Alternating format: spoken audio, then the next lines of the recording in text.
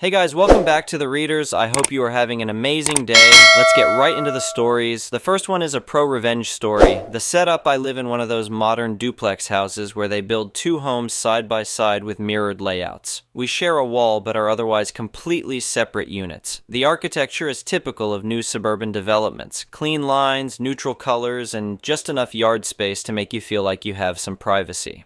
For 5 years, the house next to me belonged to Mrs. Chen, a retired teacher who you barely noticed was there. She tended to her small garden, played classical piano quietly in the afternoons, and always gave out the best candy during Halloween. When she passed away in early 2023 and the house was sold, that's when everything went sideways. Enter Mike Torres, my new neighbor-adjacent nightmare. Mike owns Torres Construction LLC and dabbles in real estate investments on the side. Within weeks of buying the house, he turned it into what I can only describe as an unofficial boarding house for his workers. They're just temporary residents, he told me with a dismissive wave when I first asked about the constant stream of new faces. All properly documented workers, if that's what you're worried about. But word around the neighborhood suggested otherwise. Several other contractors mentioned that Torres was known for hiring undocumented workers, paying them well below minimum wage by claiming they were being paid according to their home country's rates. Classic wage theft scheme, really. He stuffed 4 to 6 workers into this 3-bedroom house at any given time. The real problem started around Thursday nights and wouldn't let up until Monday morning. The bass from their music would literally make my coffee cup vibrate on my desk. "Hey, could you guys turn it down a bit?" I asked one Thursday night in September, after 3 consecutive weekends of what felt like living next to a nightclub. Yes, no problem," one of the workers said, nodding enthusiastically. We turned down. They didn't. The next weekend, I tried again. "Look, guys, I can hear your music over my own TV, even with headphones on." "Is not so loud," came the response, accompanied by shrugs. "Maybe your wall's too thin?" After 6 attempts at being neighborly, I finally contacted Torres directly. "Listen," I said during our phone call, "the noise levels are getting out of hand." His response was quick and crude. "Not my problem, buddy. They pay rent. They can do what they want. Don't like it? Move." That's when I started calling the police. Over the next 2 months, I must have made at least 15 noise complaints. The police would show up, the music would go down, and 20 minutes after they left, we'd be back to square one. What Torres didn't know was that I'm a construction and permit lawyer. I could have pursued legal action about the noise, but I knew it would just lead to a game of cat and mouse. They'd turn down the music when authorities showed up, then crank it back up the moment they left. I needed something more substantial. Little did I know, Torres was about to hand me exactly what I needed on a silver platter. Part 2. The Mistake. It was a regular Tuesday morning in October 2023 when I heard it. The unmistakable sound of heavy machinery next door. Through my home office window, I watched in disbelief as a crane started tearing down part of a wall. Some context. Between our properties stood a shared wall that was part of a small outbuilding constructed years ago. During the original property division, both homeowners had agreed to use this wall as part of the boundary line, sharing ownership and maintenance costs. It was all properly documented, something Torres clearly hadn't bothered to check. I threw on a jacket and walked outside to investigate. The workers had already demolished most of the outbuilding, leaving only the shared boundary wall, though they'd managed to damage its upper section in the process. "Who authorized this work?" I asked one of the crew members. "Mr. Torres," he replied, barely glancing at me. "We're demolishing old structure, build new one." "Do you have a permit for this?" The worker just shrugged and went back to work. I knew 2 things with absolute certainty. First, this type of demolition required city approval and proper permits. Second, having checked the public permit database just last week for a client's case in the area, I knew Torres hadn't filed anything. The workers moved all the storage from the demolished outbuilding onto the lawn, covering everything with a blue tarp that flapped noisily in the wind. Real professional. I waited 3 days, watching as they cleared debris. Then, when new construction materials started arriving and they began laying foundation work, I made my move. "Good morning," I wrote in an email to the municipal authorities. "I'm writing to report unauthorized construction work at 1542 Maple Street. I attached photos and my contact information." The city responded quickly. Apparently, they'd already warned Torres once about the demolition, and he'd promised to stop work until he had proper permits. He'd lied, of course. That evening, my phone rang. Torres's name flashed on the screen. "You rat bastard!" he shouted without preamble. "You reported me to the city." "Mr. Torres," I replied calmly, "if someone reported unauthorized construction work, they were well within their rights to do so." I'll sue you for damages. Do you know how much these delays are costing me? That would be interesting, I said, considering you're the one breaking the law. Have a good evening. I hung up, smiling to myself. Torres had no idea what he'd just stepped into. In trying to save a few bucks by skipping permits, he'd walked right into a bureaucratic nightmare of my making. And I was just getting started. Part 3, the Kraken. Most people don't realize just how complex construction permit regulations are. It's like a maze designed by a committee of sadistic bureaucrats who get paid by the paragraph, miss one checkbox on page 234, subsection D, start over, forget to initial the margin on Form B-147, rejected. I did some research into the property records and found gold. The previous owners, Mrs. Chen and her neighbors, had formally documented their shared ownership of the wall. Every repair, every modification, all jointly approved and paid for, which meant Torres had just damaged property I partially owned. When Torres finally submitted his permit application in November 2023, I reviewed it immediately. Sure enough, his plans included major modifications to our shared wall. Excuse me, I said, walking into the city planning office. I'd like to file a formal objection to permit application TR 2023-487. The clerk looked up from her computer. Grounds? The applicant requires co-owner permission for modifications to a shared boundary structure. He doesn't have it. And you're the co-owner? I am. I slid the documentation across her desk. Torres must have pulled some strings because despite my rock-solid objection, the city approved his permit 2 weeks later. Guess you're not as smart as you think, Torres gloated over the phone. Permits approved. Construction starts Monday. Interesting, I replied. Have you heard of the Regional Planning Appeals Board? The what? You'll find out. I paid my €100 appeal fee the next day. Unlike the local officials Torres had charmed, the regional board couldn't care less about his connections. They dealt purely in regulations and compliance. The appeal process dragged on through winter and into spring 2024. Meanwhile, Torres's workers were living with their belongings either in storage or under that increasingly weathered tarp. The house was becoming more run down by the day, with the unfinished construction project turning the backyard into something resembling an abandoned work site. Look, Torres said during an unexpected visit in March, his previous arrogance notably absent. What do you want? Name your price. I'm not interested in selling my rights to the wall. Be reasonable. This is killing my business. Not my fucking problem, I replied, closing the door. But the permit situation was just the appetizer. The main course was the criminal investigation into his unauthorized construction work. See, in our jurisdiction, building without permits isn't just a civil violation. It's a criminal offense. And Torres had used his own company to do the illegal work. During a neighborhood association meeting, I overheard that Torres tried to unload the property. But who wants to buy a house with an active building code violation and unresolved criminal charges, especially when any future development would require permission from an uncooperative neighbor, me, regarding that shared wall? His business reputation took a hit too. City inspectors suddenly became very interested in all of Torres Construction's ongoing projects. Funny how one violation can trigger such thorough oversight. Part 4. The Aftermath. By summer 2024, Torres's little empire was crumbling. The Regional Planning Appeals Board not only upheld my objection, but also found additional violations in his original permit application. This triggered a complete review of the project, requiring new architectural drawings, structural engineering reports, and environmental impact assessments. The workers? Long gone. Can't house your underpaid labor force when your property becomes the subject of regular code enforcement visits. Plus, the constant official scrutiny made his questionable employment practices too risky to maintain. The house sat empty except for Torres's occasional inspections. The once pristine lawn was now a patch of dead grass and construction debris. That blue tarp, now sun-bleached and torn, still fluttered sadly in the wind, a monument to his hubris. In August, I received a thick envelope from Torres's lawyer. Inside was a comprehensive proposal. Torres would sell the property, but needed my written agreement regarding the shared wall to facilitate the sale. In exchange, he offered a significant sum and a legally binding noise restriction covenant that would apply to all future owners. I let the letter sit on my desk for 2 weeks before responding. Dear Mr. Torres, I wrote, I appreciate your offer. However, I'll need to review this with my legal team. I'm sure you understand, given the complexity of shared property rights and the ongoing regulatory issues. I'll get back to you within 90 days.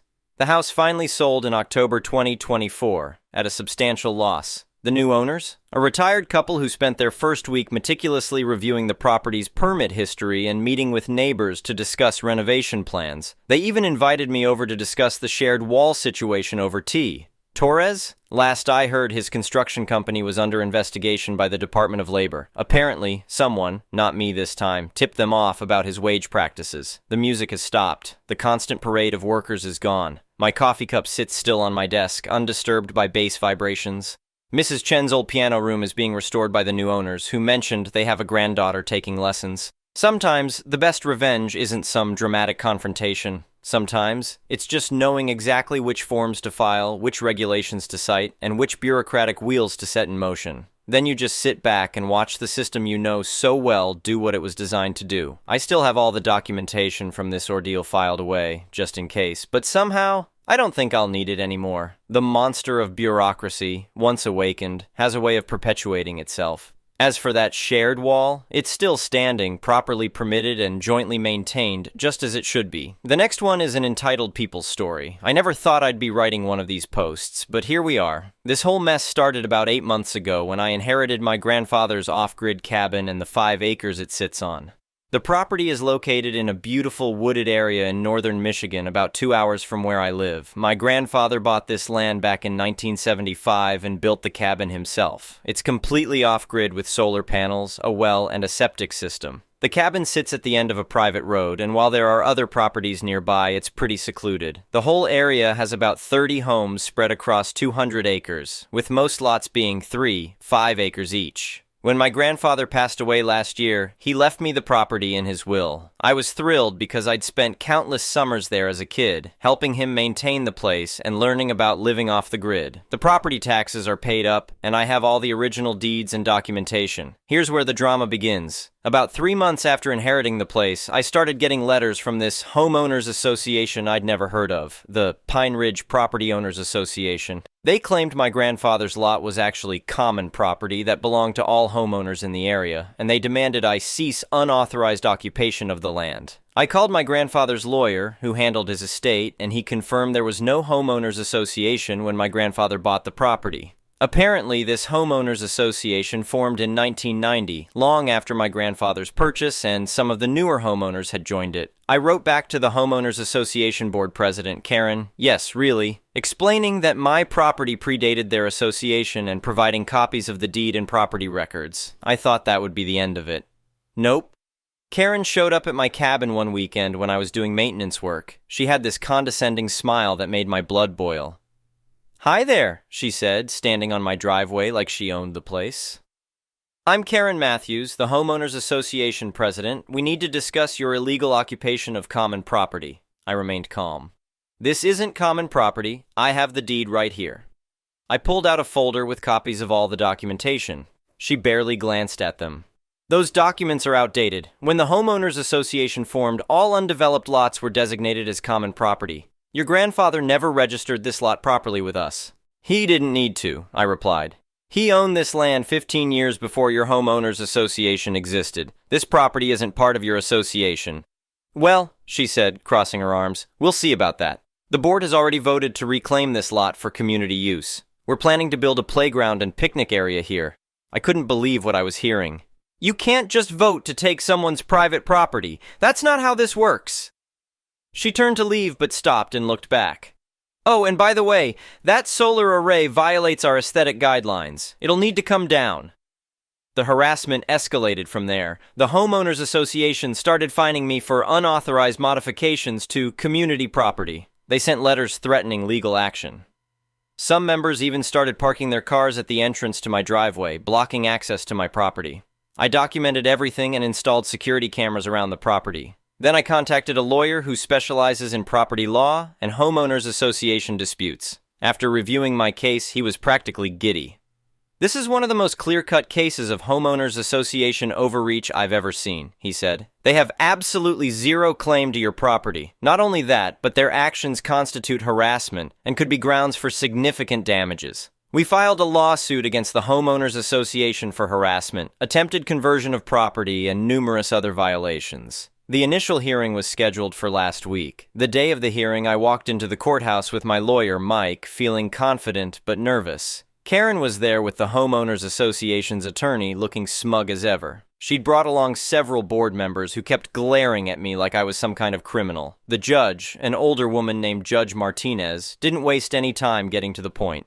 "Let me make sure I understand this correctly," she said, reviewing the documents. "The Homeowners Association is claiming ownership of a property that was purchased and developed 15 years before the Homeowners Association even existed?" The Homeowners Association's lawyer cleared his throat. "Your Honor, when the association was formed, there was an agreement that all undeveloped—" Judge Martinez cut him off. "Counselor, I'm looking at photographs of a cabin that tax records show was built in 1976.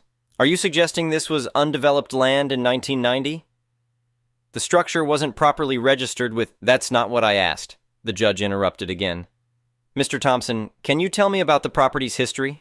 I explained how my grandfather had built the cabin, showed photos from different decades proving its existence, and presented all the original documentation. Karen couldn't contain herself and stood up. "Your Honor, he's violating our community standards. That solar array is an eyesore and a—" "Miss Matthews," Judge Martinez said sharply, "sit down. You have no authority over this property, none. This lot was never part of your homeowners association and you can't retroactively claim it."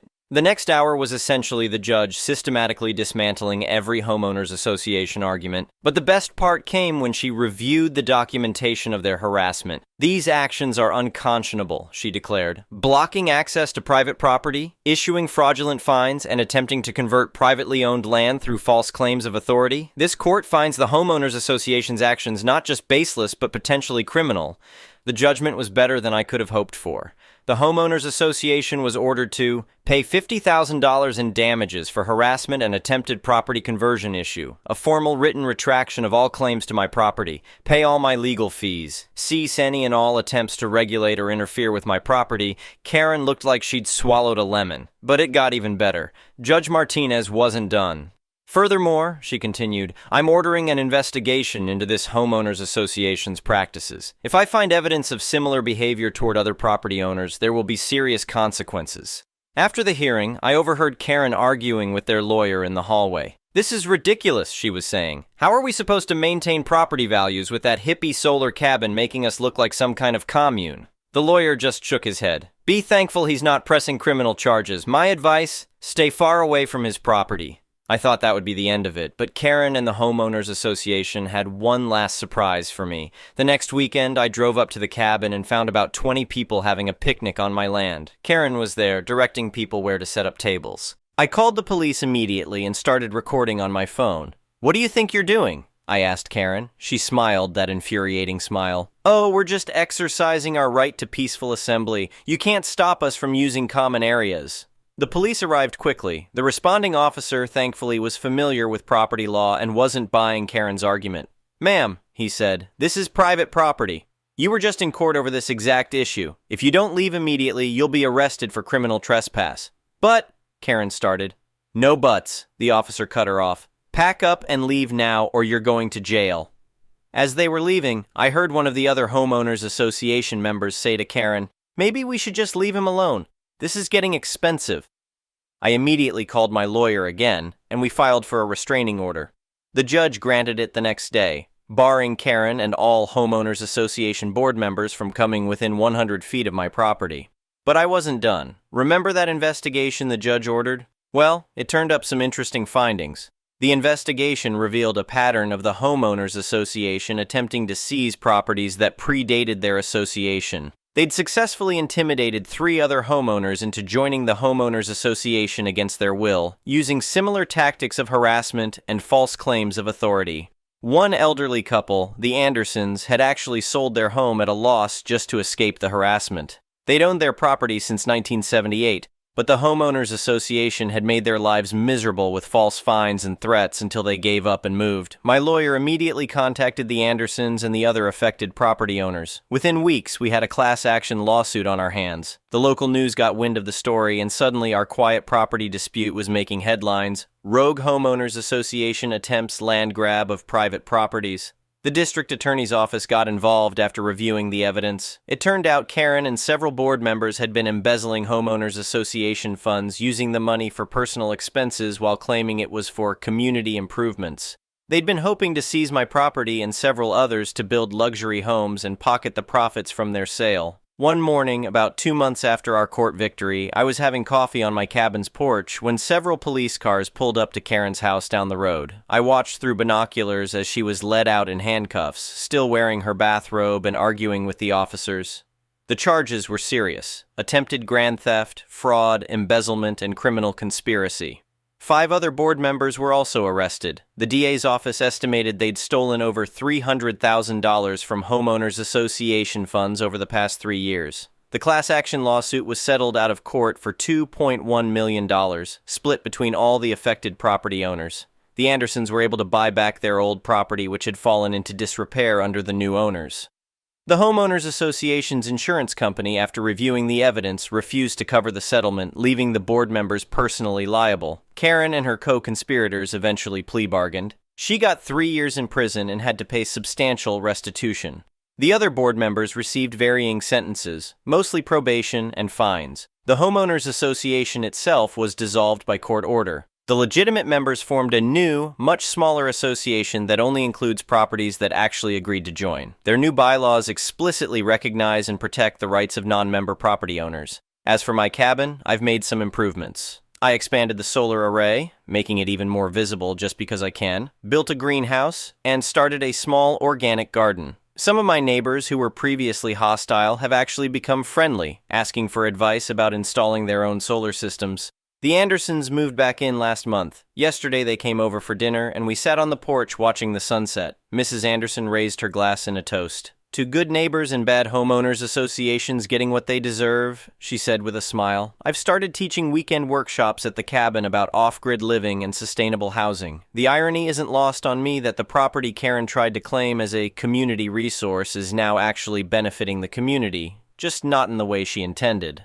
Last week, I received a letter from Karen's daughter, apologizing for her mother's behavior and asking if she could attend one of my workshops. I agreed, of course. Change happens one person at a time. The best part, I recently learned that my grandfather had anticipated something like this might happen. In his journals, which I found in the cabin's attic, he wrote about refusing to join the Homeowners Association when it formed, saying, "Some folks can't stand seeing others live freely. They'll try to control what they don't understand. Stand your ground, keep your deeds in order, and remember, good fences make good neighbors." Thanks, Grandpa. Lesson learned. Update 6 months later. The ripple effects of our case continue to spread. The state legislature is now considering a bill, nicknamed the Anti-Karen Act, that would strengthen protections for property owners against homeowners association overreach. I've been asked to testify at the hearings next month. Karen's daughter attended 3 of my workshops and is now helping me develop a curriculum for sustainable living. She's become one of my strongest advocates, speaking publicly about how homeowners association abuse affected her family and the importance of property rights. The Andersons have fully restored their property and started their own solar installation business. We've partnered to offer free consultations to anyone looking to break free from the grid. As for that playground Karen wanted to build, we're building one anyway, on a genuine community lot that was properly purchased and designated for public use. The difference is this one will be solar-powered, sustainable, and truly open to everyone. Grandpa's cabin stands as a testament to independence and the importance of standing up for what's right. The solar panels gleam in the sunlight, a beacon of freedom in a world that sometimes tries too hard to control everything. And Karen? I heard she's taking a gardening class in prison. Maybe there's hope for everyone after all. Thank you for watching. I would really appreciate it if you could like the video and subscribe to our channel if you haven't already. We'll see you again tomorrow.